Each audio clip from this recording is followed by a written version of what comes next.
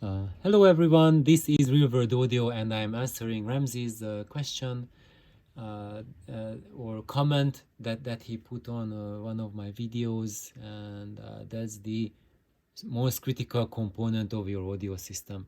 So let's get to the to my answer, which is much better. My voice has is in a much better shape than my hands. I don't want to get carpal tunnel, so I rather talk. Uh, so what he says is really critical, because he says that every audio professional says something different and they always contradict each other. Some professionals say put the subwoofer on the floor to feel the bass, while other professionals say don't put the sub on the floor but on a higher level. Some say the best is a big 12 or 15-inch woofer and a tweeter, and others say no, it is a very bad idea, you must use a 6.5-inch woofer. Some use sealed box and others use air vents and reflex boxes, and some don't use enclosures at all. So you see, there's like it seems that there's like tremendous confusion in the world, and there are professionals telling us stuff and they are contradicting each other. So what on earth is going on? And now you tell us, why don't you ask your wife, and that's it. She is the most important component in audio. And yep. And I'm on my side, my part, and I still maintain that apart from your own perception and your own judgment, and what you want to do, where you want to go, you need to figure that out, but lean on your wife or spouse or girlfriend or boyfriend to help you find what is more important. And that's simply because when you have someone else who lives with your audio system, they also have a deeper knowledge of it. And when you are trying to judge a stereo system, if you're just judging it after hearing it at a showroom or at a friend for an hour or half an hour, maybe 2-3 hours, and then just a few songs, maybe those best songs where that system shines playing, that's very different from playing those songs that you play every day, or a variety of them, especially if you listen to all kinds of different genres and recording types and kinds. So basically you can use your spouse as a phenomenal resource, and rather rely on her or his advice than what professionals say, because the thing about professionals is all of these things that they have said, all of that is true. And however, there's the caveat that all of it is true, but under special circumstances. So now I'm going to highlight those circumstances. So those professionals who say to put the subwoofer on the floor to feel the bass, they are right. Because if your sub is on the floor, then it's coupled to the floor. Actually, I can tell a story. A good friend of mine, he used to be in LA in the professional sound industry. He used to do the first laser shows in the US, and he did laser shows like for Microsoft executives and people like that, like where the ticket to come to the show was just like a horrendously expensive price, and he did truly crazy things. And when he did, like for the Microsoft gig, what he did is that he rented out a national heritage mansion, and he brought in, I think, I don't know, about maybe a dozen subs, like, but not those tiny subs, but monster huge subs. and he bolted them onto the floor.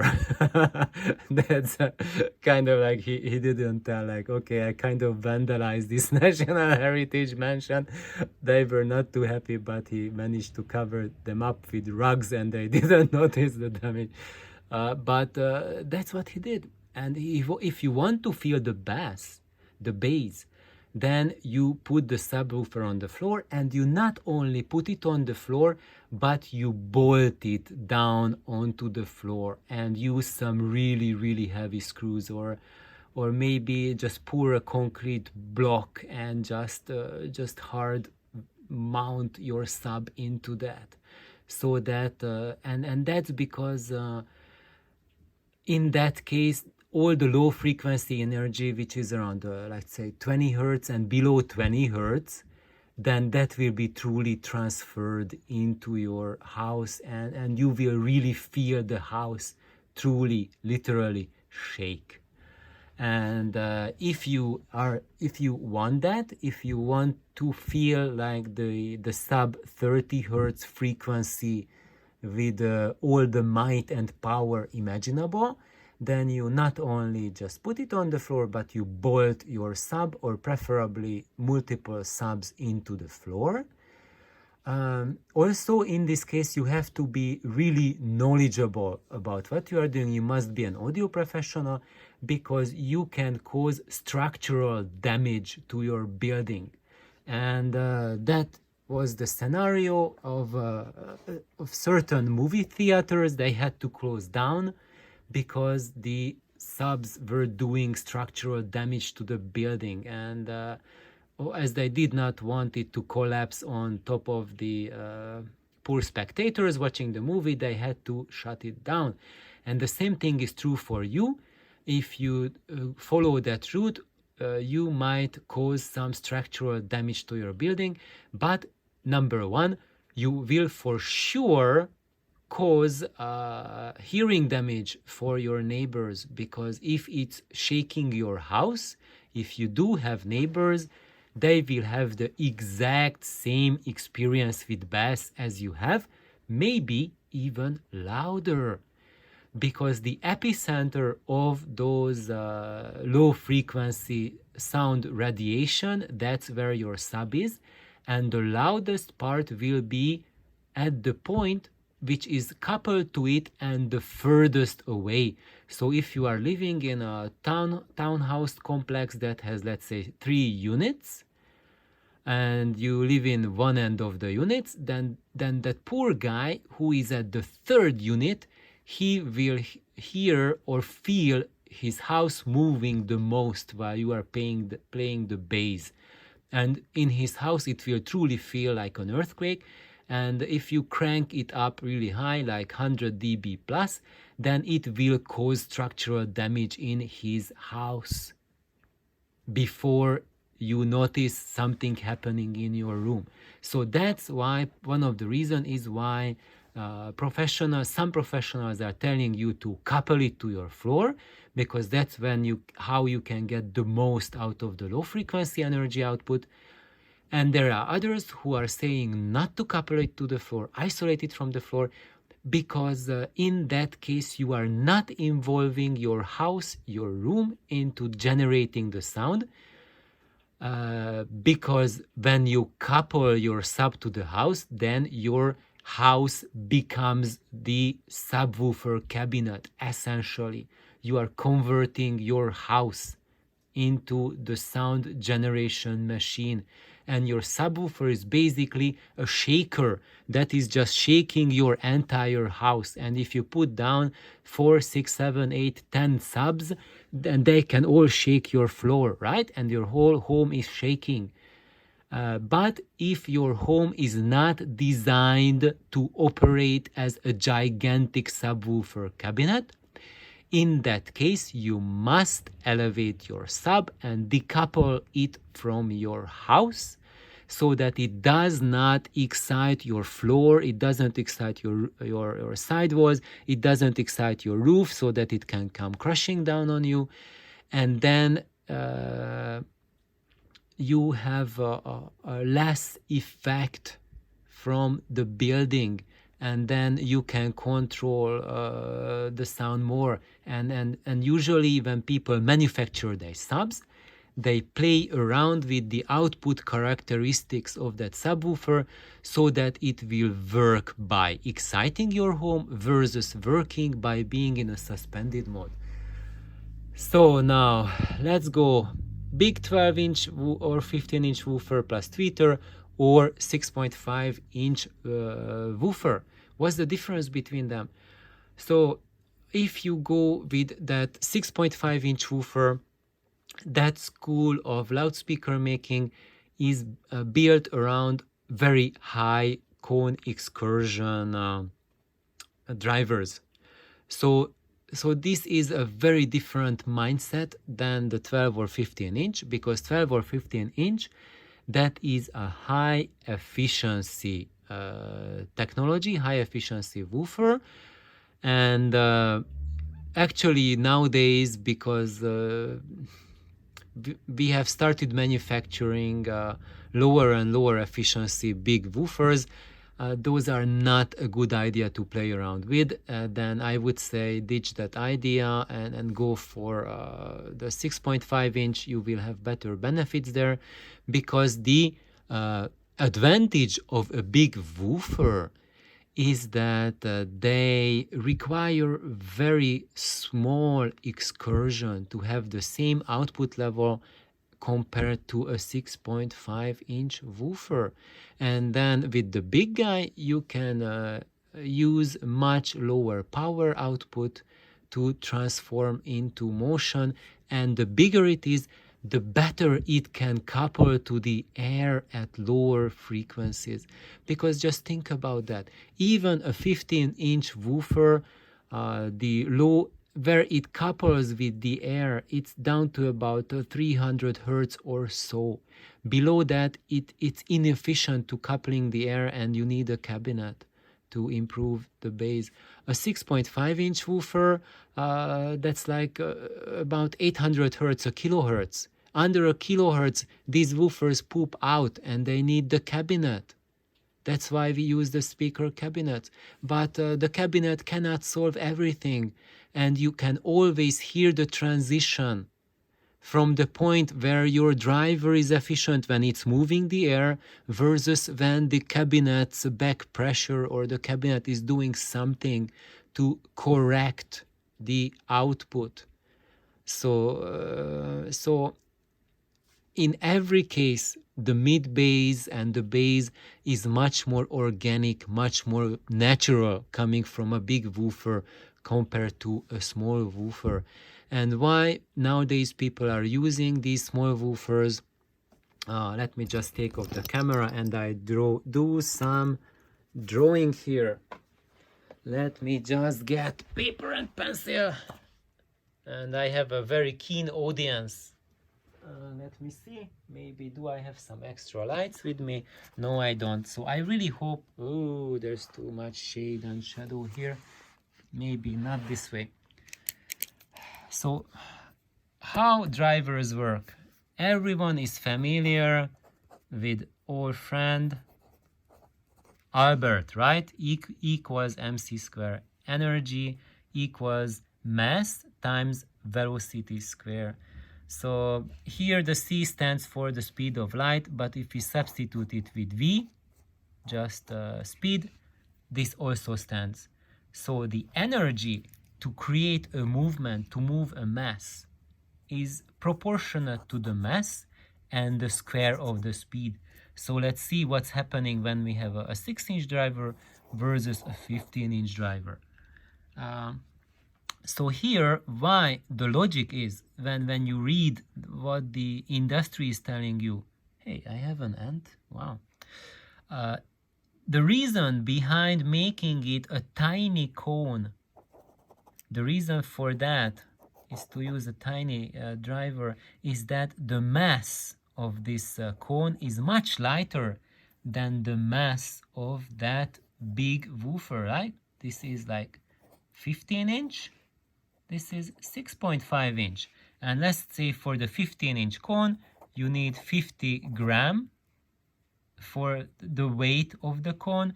And here for the 6.5 inch, you might get by with a 6-gram cone, right? And they are saying that it's almost 10 times lighter.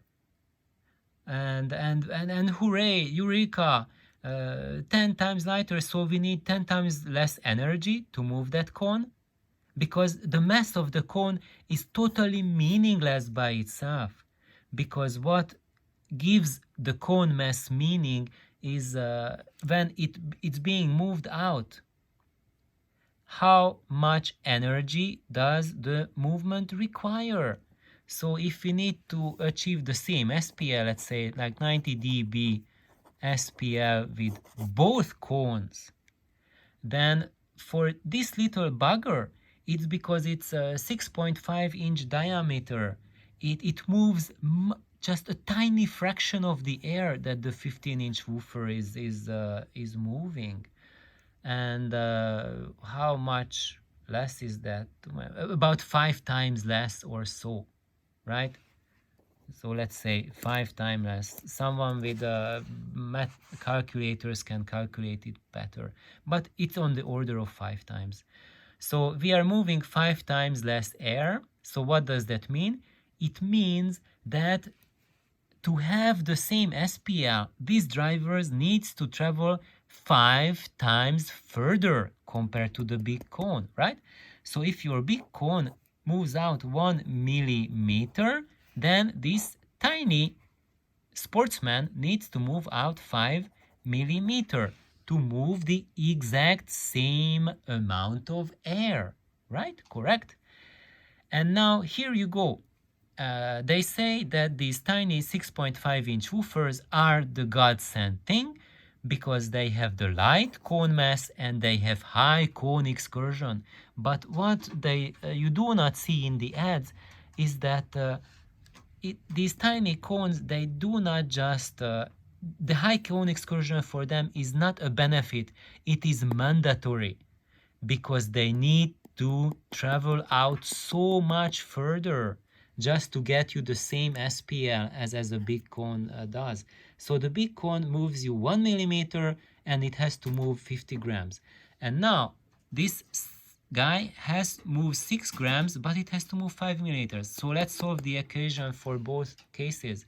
So for one part, we need to move 6 grams times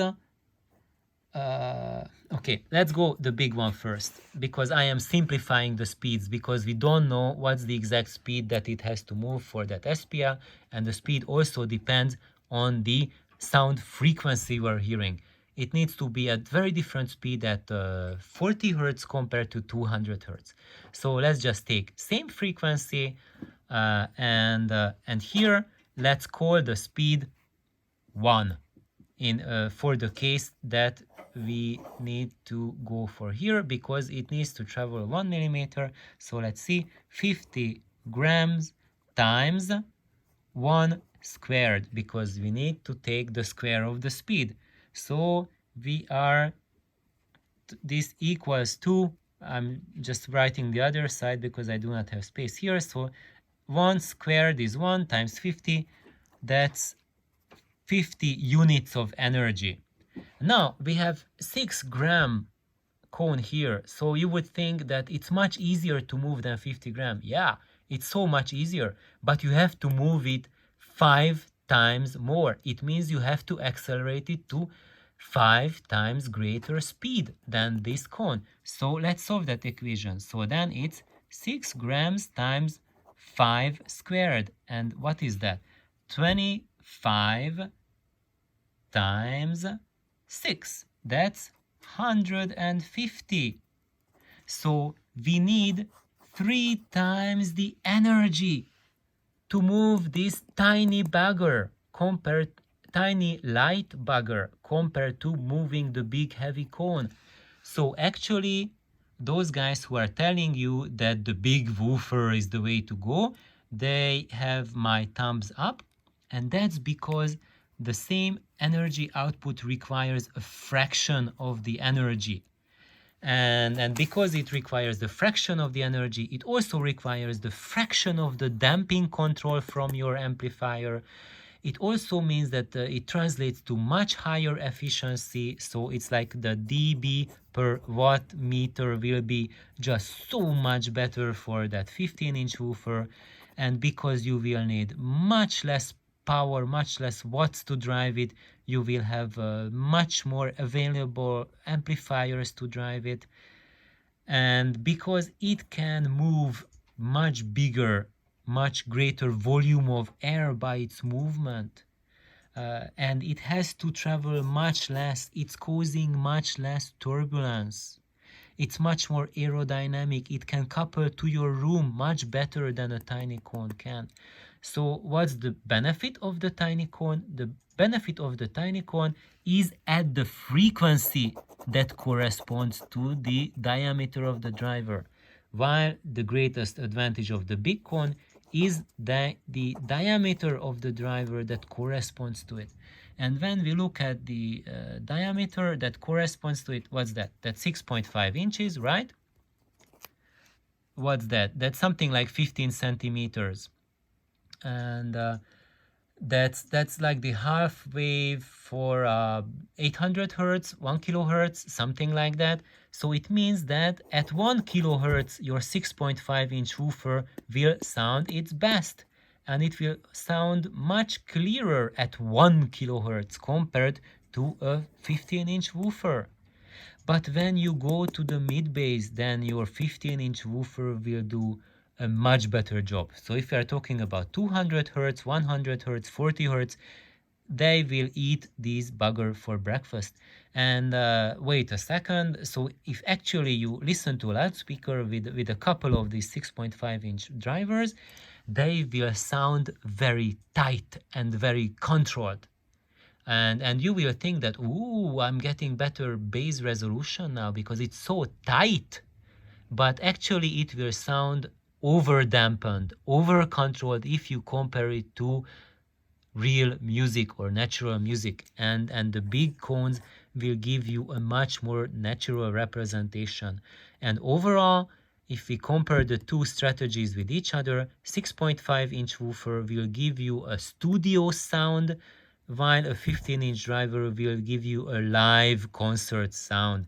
And if you want to move into a studio or hear every recording as if they were done in a studio, even a live concert, how would it have sounded if they recorded in a studio? Then pick the 6.5-inch woofer, provided you have a 1000-watt amp to drive it. And if you want to sound it like a live concert or a live band playing or a live orchestra, and preferably you have tube amplification with it, then pick the 15-inch woofer. So thank you, Ramsey, for your wonderful question. I know I didn't get the end of to it and to the end, but we are already pushing 20 minutes past. So thank you for your amazing patience. Have an amazing day. Bye bye.